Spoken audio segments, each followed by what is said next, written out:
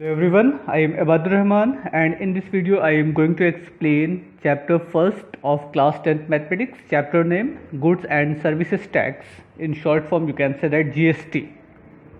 First of all we discussed that what is GST and why governments collect GST from the consumer. आपने देखा होगा कि governments वो चाहे स्टेट गवर्नमेंट्स हो या सेंट्रल गवर्नमेंट्स हो वो बहुत से ऐसे वेलफेयर के वर्क करती हैं जिसके लिए उसको मनी की रिक्वायरमेंट होती है, रेवेन्यू की रिक्वायरमेंट होती है। तो वो पैसे कहाँ से कलेक्ट करेगी? या वो जो कंज्यूमर होते हैं, जो कस्टमर होते हैं, जो पब्लिक होती है उनके ऊपर टैक्स लगा के कलेक्ट करती है, जिसको हम लोग रेवेन्यू कह सकते हैं। अब वो टैक्स दो तरीके का हो सकता है, एक डायरेक्ट टैक्स होता है, एक इनडायरेक्ट टैक्स होता है। तो डायरेक्ट टैक्स वो जो हम डायरेक्ट किसी सामान को सेल करते वक्त गवर्नमेंट्स को सेल प्रोवाइड कर रहे हैं, और इनडायरेक्ट टैक्स जो हम गवर्नमेंट्स को डायरेक्ट नहीं देते हो बट वो टैक्स पहुंचता है गवर्नमेंट्स के पास किसी और ज़रिए से, हम किसी और को देते हैं, वो डायरेक्ट गवर्नमेंट्स को देता है, तो वो इनडायरेक्ट टैक्स हो गया। तो अब यहाँ पे हम लोगों को मेन बात करनी है goods and services taxes. Means किसी भी सामान के ऊपर जो टैक्स लग रहा है वो, या कोई सर्विस प्रोवाइड की जा रही है उसके ऊपर जो टैक्स लग रहा है वो दोनों टैक्स इस जीएसटी के अंदर हम डिस्कस करेंगे। अच्छा, लेकिन जीएसटी को डिस्कस करने से पहले कुछ टर्म्स ऐसे हैं जिनके बारे में हमको बात करनी होगी। फर्स्ट आपका हो गया रिटेलर। अब इसमें देखिए कुछ टर्म्स ऐसे हैं जो चैप्टर के बीच में भी आएंगे, तो उनके बारे में हमको मालूम होना चाहिए कि कौन कौन से वर्ड किस सर्विस के लिए यूज़ किए जा रहे हैं या किसके लिए कौन सा वर्ड यूज़ हो रहा है। जैसे डीलर कौन है, कॉस्ट प्राइस क्या है, लिस्ट प्राइस क्या है, डिस्काउंट क्या होता है, सेलिंग प्राइस क्या होता है। सारी चीज़ें आपने प्रीवियस किसी न किसी क्लास में पढ़ा होगा, लेकिन यहाँ पर थोड़ा सा हम उसको डिस्कस कर लेते हैं।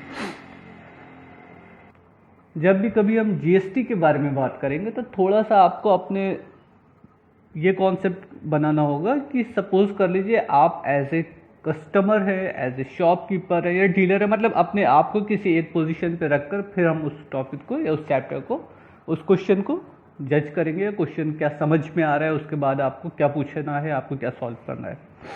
First, dealer.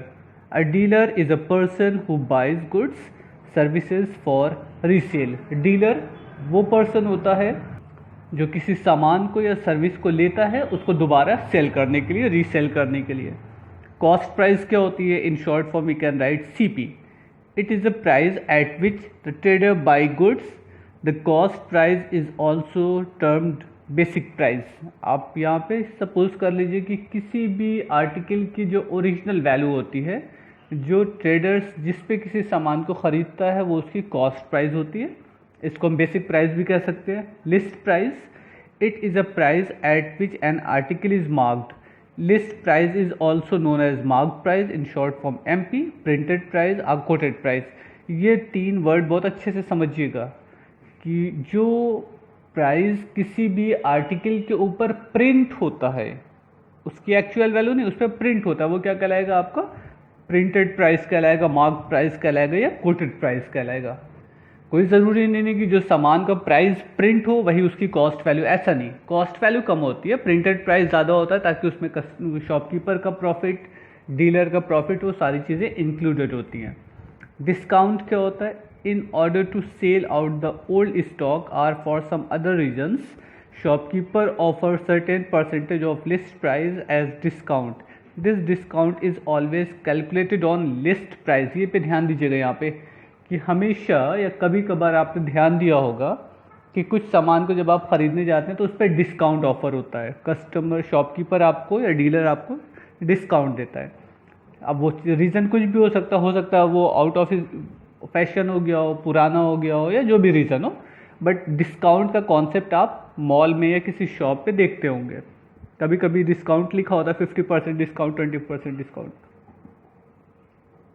तो जो भी डिस्काउंट होता है वो हमेशा किस पैसे पे कैलकुलेट होता है? जो पैसा उसके ऊपर प्रिंट होगा, उसकी एक्चुअल वैल्यू पे नहीं।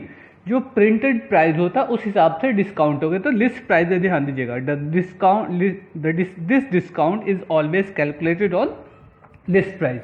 मीन्स सपोज कर लीजिए किसी सामान पे 100 रुपीज़ प्रिंट है, क्लियर, और 10% डिस्काउंट है, तो वो सामान आपको कितने का मिलना है? 90 रुपीज़ का। तो जो प्रिंटेड प्राइस है उसमें से डिस्काउंट माइनस किया जाएगा। Selling price, it is the price at which the trader sell his goods with discount. If any selling price is also called sale price. अब अगर से किसी सामान पे कोई डिस्काउंट है तब, नहीं है तो भी, सेलर किसी सामान, ट्रेडर किसी सामान को सेल करता है जितने पैसे में, वो उसका सेलिंग प्राइस कहलाता है। तो अगर से डिस्काउंट होगा तो सेलिंग प्राइस कैसे मालूम होगा? लिस्ट प्राइस में से डिस्काउंट माइनस कर देंगे, तो यही दोनों जो सेलिंग प्राइस होगा डिस्काउंटेड प्राइस होगा। अब यहाँ पे ध्यान दीजिएगा, जो डिस्काउंट अमाउंट होता है वो अलग चीज़ है, डिस्काउंटेड प्राइस क्या है? डिस्काउंटेड वो प्राइस है जो माइनस, डिस्काउंट को माइनस करने के बाद जिस वैल्यू पर किसी भी आर्टिकल को सेल किया जाता होगा, वो डिस्काउंटेड प्राइस है। ये वर्ड भी कहीं कहीं आपको कंफ्यूज कर सकता है, समझिएगा। Discounted price means discount minus करने के बाद जो प्राइस है सामान का, वो डिस्काउंटेड प्राइस कहलाएगा। तो ये इतने टर्म हम कहीं कहीं यूज़ करेंगे, इसलिए इनके बारे में आपको जानना ज़रूरी था। आइए एक एग्जाम्पल से समझ लेते हैं।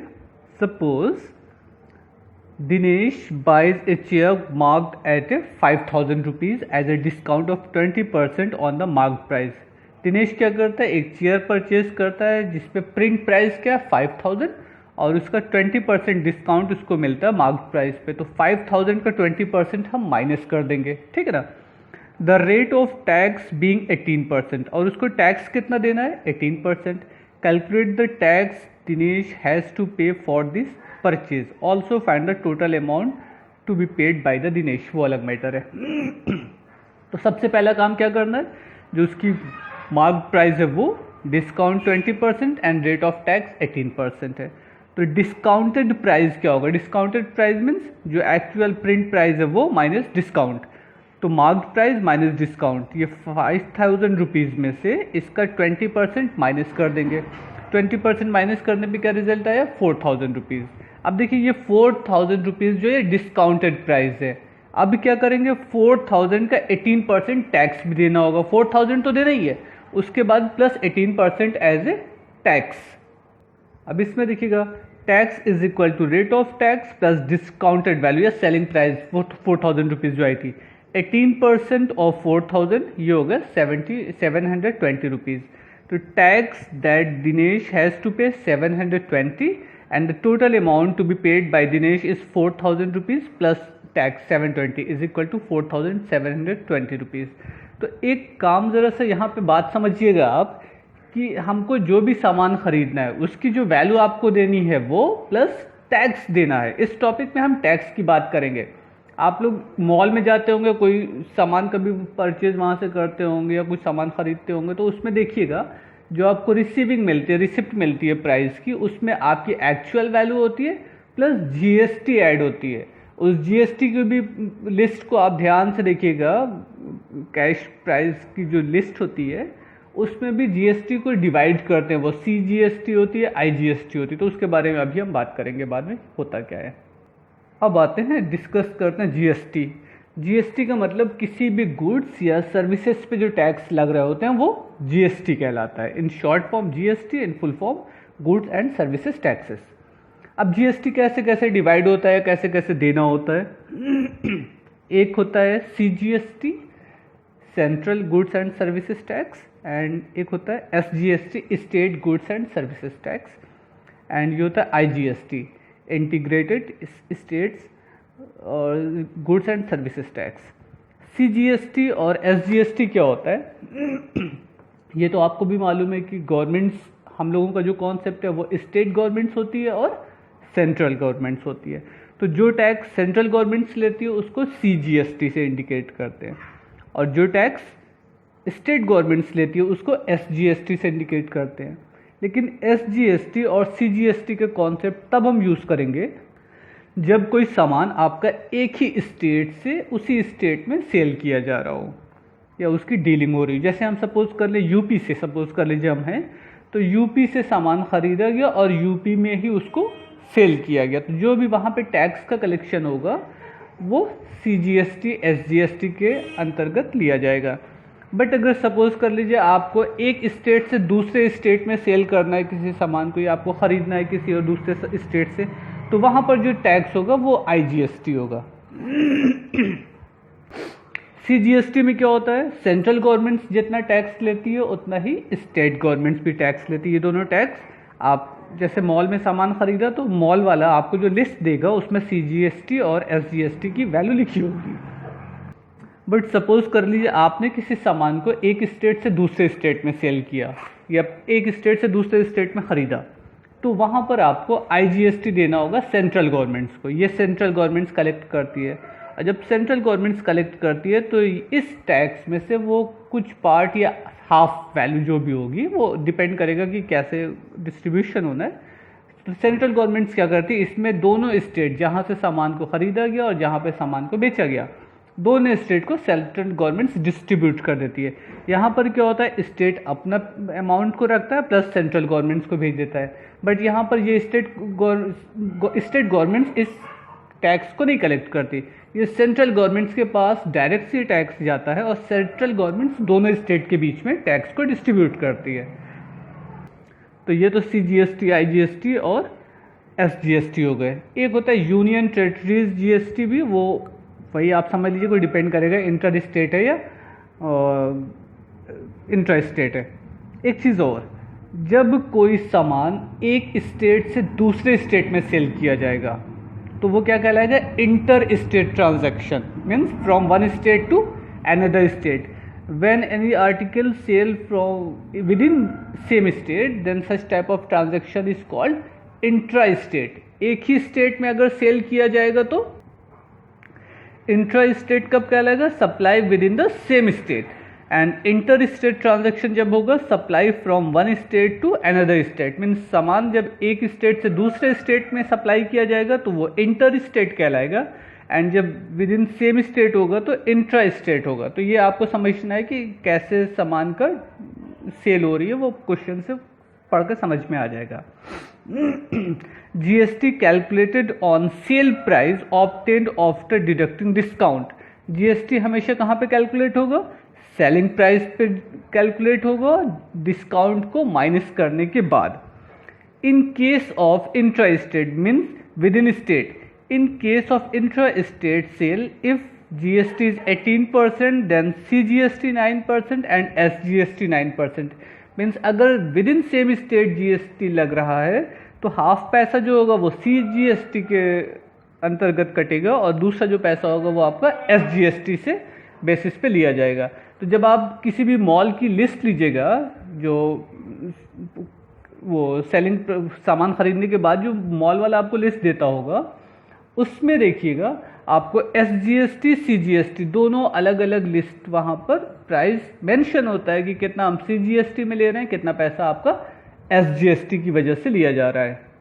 लेकिन वहाँ पे कोई ज़रूरी नहीं है कि 18% हो, परसेंटेज इस बात पे डिपेंड करता है कि आप किस सामान पे टैक्स ले रहे हैं। तो गवर्नमेंट्स ने कुछ क्राइटेरिया बनाए हुए हैं जिनके बेसिस पे टैक्स लगता है, वो 5%, 12%, 18%, 28% इस तरीके का कैटेगरी वाइज है। ये आप अपनी बुक में देखिएगा, यहाँ पे कुछ लिखा होगा। जो टैक्स का क्राइटेरिया होता है वो डिपेंड करता है कि कौन सा सामान इसेंशियल है, लग्जरीज है, या ऐसी कोई ज़रूरत की चीज़ें है या आपके शौक़ की चीज़ें, तो उस बेसिस पे टैक्स लगता है। अब देखिए जैसे 0% टैक्स भी है, 5% है, 12%, 18%, 28%, ठीक है ना। सपोज कर लीजिए आपने 4 व्हीलर कार लिया है, तो कार लेना ये आपकी एसेंशियल रिक्वायरमेंट में नहीं, ये आपके स्टेटस सिंबल को है या लग्जरीज आइटम्स में आएंगे, तो उस पर जो टैक्स होगा वो ज़्यादा होगा। सपोज कर लीजिए आप खाने का कोई सामान लेने गए तो वहाँ पे जो टैक्स है वो कम लिया जाएगा। मेडिसिन लेने गए तो वो शौक के लिए कोई मेडिसिन नहीं लेगा, तो वहाँ पे जो टैक्स होगा वो कम होगा, 5% या 12% होगा। कपड़े लेने गए तो हो सकता है कपड़े ऐसे हो जो बहुत ब्रांडेड हो सकता है कपड़े नॉर्मल हो, तो ब्रांडेड होंगे तो उन पे 18% लगेगा या 28% लगेगा, नॉर्मल होंगे तो उन पे 12% से 18% या 5% लग सकता है, डिपेंड करेगा कि उसकी वैल्यू क्या है या उसका स्टेटस क्या है। तो इस हिसाब से टैक्स कैटेगरीज है। लेकिन अब ध्यान दीजिए आप कि हम लोग पेट्रोल या डीजल लेते हैं तो उस पर कोई टैक्स नहीं है, GST के अंतर्गत नहीं है, क्योंकि GST में जो मैक्सिमम टैक्स स्लैब है वो 28% है। पता चला पेट्रोल पे हम 30 रुपीज़ 35 रुपीज़ का पेट्रोल है तो उस पर हम 53 रुपीज़ जस्ट डबल टैक्स दे रहे हैं। तो वो यहाँ पे नहीं इन्वॉल्व हो रहा। कुछ चीज़ें ऐसी हैं जो इस जीएसटी के टैक्स स्लैब से बाहर है, उस पर गवर्नमेंट्स की पॉलिसी होगी, जिस वजह से गवर्नमेंट्स ने उसको बाहर किया, उस पर डिस्कशन होता है। बट अभी तक जो चीज़ें हैं वो पेट्रोल एंड डीजल टैक्स में नहीं आती, जीएसटी में नहीं आते। टैक्स उस पर लगता है, काफ़ी टैक्स लगता है, बट जीएसटी के अंतर्गत नहीं आता है। आइए एक एग्जाम्पल को डिस्कस करते हैं, फिर आपके एक्सरसाइज के टॉपिक पे आते हैं। For the following transaction with in Delhi fill in the blanks to find the amount of bill. Means transaction कैसे हो रहा है, सेलिंग या डीलिंग किस एक ही शहर में, स्टेट क्या है, दिल्ली टू दिल्ली है, मीन्स विद इन दिल्ली है, कहीं बाहर इसको नहीं सेल किया जा रहा है। आपसे कहा जा रहा है कि इसमें कुछ रिक्वायरमेंट है, उसको फिल करिए, क्या क्या चीज़ें कैसी कैसी हैं। मार्क प्राइस कितना है, एमआरपी देखा होगा ना, maximum retail price 12,000 rupees, discount 30% and GST 18%। अब देखिए यहाँ पर इन्होंने जो जीएसटी लिखा है वो 18% है, मीन्स टोटल आपको 18% टैक्स देना है। लेकिन 18% में से 9% ऐसा होगा, 9% सीजीएसटी लगेगा प्लस 9% आपका एसजीएसटी लगेगा। मीन सेंट्रल गवर्नमेंट्स 9% टैक्स लेगी एंड स्टेट गवर्नमेंट्स 9% टैक्स लेगी, दोनों मिला के आपका 18% हो गया। तो क्वेश्चन में तो सीधा सीधा दिया जाएगा। सपोज कर लीजिए सिर्फ सीजीएसटी 9% होता, तो सीजीएसटी 9% देता तो हम एसजीएसटी भी 9% इंक्लूड कर लेते, उसमें टोटल 18% बना लेते। या सीजीएसटी 2.5% है तो एसजीएसटी भी 2.5% होता, दोनों को ऐड करते तो 2.5 5% टैक्स हो जाता। तो इस तरीके से आपको ध्यान देना है कि खाली जीएसटी दिया गया है या एसजीएसटी सीजीएसटी दिया गया, ये ध्यान देना पड़ेगा आपको क्वेश्चन पढ़ते वक्त। अच्छा, अब इसमें देखिएगा डिस्काउंट है, उसके बाद आपको जीएसटी टैक्स देना है। ऐसा नहीं कि पहले आप इस पर टैक्स लगा दीजिए बाद में डिस्काउंट करिए, नहीं, पहले क्या करिएगा 12,000 का 30% आप माइनस करिएगा। माइनस करने के बाद जो वैल्यू आएगी वो डिस्काउंटेड वैल्यू कहलाएगी, डिस्काउंटेड अमाउंट। उस डिस्काउंटेड अमाउंट पे माइनस करने के बाद जो पैसे बचे उस पे आपको 18% टैक्स देना है। ये पूरा कॉन्सेप्ट है। इसी तरीके से आपका जीएसटी बिल बनता है।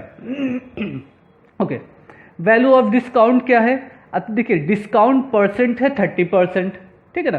तो 30% अगर हम इसका निकालें तो 30% फाइंड कैसे होगा, आप कैसे सॉल्व करिएगा, 30%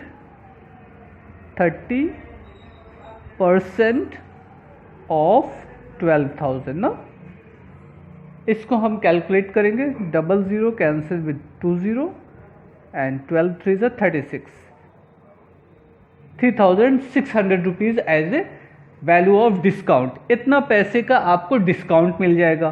तो सेलिंग प्राइस क्या, मार्क प्राइस क्या था 12,000, सेलिंग प्राइस और डिस्काउंटेड वैल्यू क्या होगी, 12,000 में से आपको क्या करना है 3,600 माइनस कर देना है। जब हम इसको माइनस करेंगे तो कितना मिल जाएगा 8,400 रुपीज़। क्लियर, ये आपकी डिस्काउंटेड वैल्यू होगी। ध्यान दीजिएगा, discounted value mean selling price, discount करने के बाद जो भी पैसे पे सेल किया जा रहा है आर्टिकल को, ये हो गए। अब आपको सीजीएसटी निकालना है, एसजीएसटी निकालना है, आईजीएसटी निकालना है। सीजीएसटी कितना होगा 9%, तो 9% ऑफ 8,400, 8,400 का 9% निकाल दिया आपने, ये कितना हो गया 753 रुपीज़। एसजीएसटी भी वही होगा 9% ऑफ 8,400 रुपीज़, इसको भी सॉल्व करेंगे 753 रुपीज़ हो गए। क्लियर, आईजीएसटी जीरो होगा। क्यों आईजीएसटी जीरो हो गया, क्योंकि क्वेश्चन में बोला है with in Delhi means Delhi से दिल्ली में ही सेल हो रहा है, कहीं बाहर नहीं जा रहा है। आईजीएसटी तो तब होता जब एक स्टेट से दूसरे स्टेट में जाता, तब आपका ये दोनों नहीं कैलकुलेट होता। तो आईजीएसटी कितना हो गया 0। क्लियर, अच्छा, उसके बाद है amount of bill, total bill कितना हुआ। तो देखिए बिल में आपको क्या क्या देना है, जो डिस्काउंटेड वैल्यू है 8,400 रुपीज़ ये देना है, प्लस 753, ये 3 वैल्यू आपको देनी है जो सामान को खरीदते वक्त आपको पे करना होगा। तो 8,400 rupees as a selling price, 753 plus 753, ये हो गए आपके रिजल्ट। ऐड कर लेते हैं,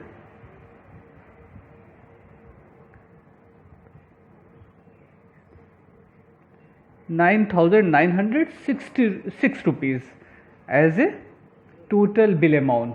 तो ये पूरा कॉन्सेप्ट आपको हर क्वेश्चन में करना है, बस इतना ही क्वेश्चन है।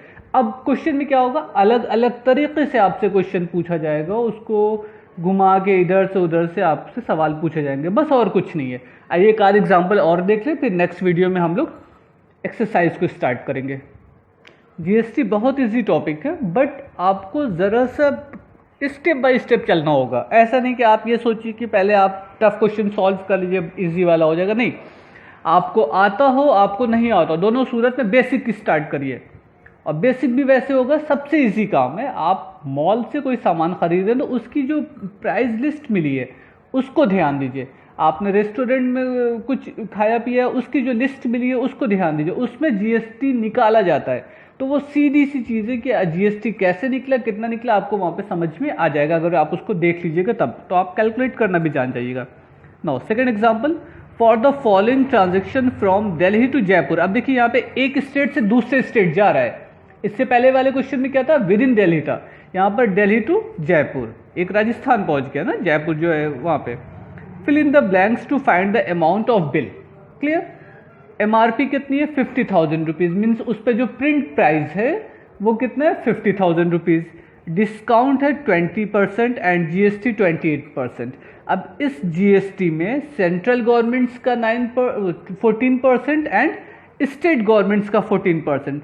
तो हम यहाँ पे अगर 14% लिख दें, 14% प्लस 14%, तो हमको कैलकुलेशन करने में इजी होगा, ताकि हमको मालूम रहेगा कि हमको एसजीएसटी कितना निकालना है और सीजीएसटी कितना निकालना है। अच्छा, अभी देखिए आप लोग क्या करिएगा, आप लोगों को वो नहीं कह रहा हूँ कि मैं कुछ गलत है, वो भी सही है, जो आपको और आप ट्यूशन या कोचिंग में पढ़िएगा वहाँ पे जो भी पढ़ाया जा रहा है वो भी सही होगा, बट थोड़ा सा हम कहेंगे बेसिक लगाइए, डायरेक्ट कुछ काम ना करिए।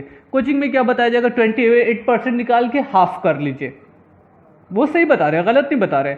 बट जब हमको हाफ करना है ये, तो हम एक स्टेप अलग से 14% कर लें, एक अलग से 14% कर लें, तो दो चीज़ें हम निकाल लेंगे, एक लाइन हमारी एक्स्ट्रा होगी, बट मिस्टेक पॉसिबिलिटी बिल्कुल नहीं होगी, ज़ीरो हो जाएगी, आपको कोई गलती नहीं होगी। बट यहाँ पर कभी 28% निकालिएगा, कभी 14% निकालिएगा, तो वो आप कंफ्यूज हो जाइएगा, इधर वाला काम करना है कि दूसरा वाला काम करना है। तो जो भी कॉन्सेप्ट फॉलो करिए, किसी एक जगह का पूरा कॉन्सेप्ट फॉलो करिए। Now discount.